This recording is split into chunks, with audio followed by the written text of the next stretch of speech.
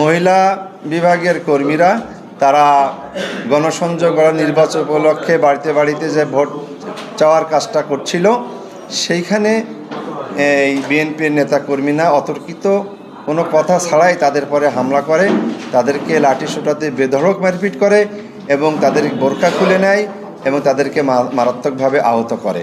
এই মহেশপুরে আমাদের বাংলাদেশ জামাত ইসলামীর যে সাংগঠনিক শক্তি এবং উত্তরোত্তর যে সমর্থন বৃদ্ধি পাচ্ছে, এতে বিএনপি মনে করছে যে আগামী জাতীয় সংসদ নির্বাচনে এখানে জামাতের প্রার্থী জয়যুক্ত হবে।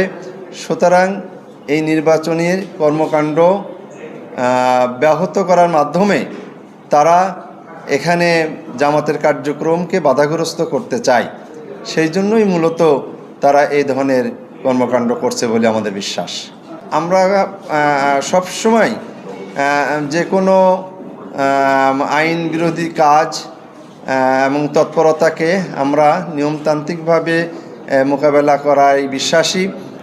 সেই হিসেবে ইতিপূর্বে যে ঘটেছে সেখানেও আমরা আইনগতভাবে পদক্ষেপ গ্রহণ করেছি এবং নিয়মতান্ত্রিকভাবে প্রতিবাদ মিছিল সমাবেশ ইত্যাদি আমরা করেছি, সেখানে মামলা হয়েছে।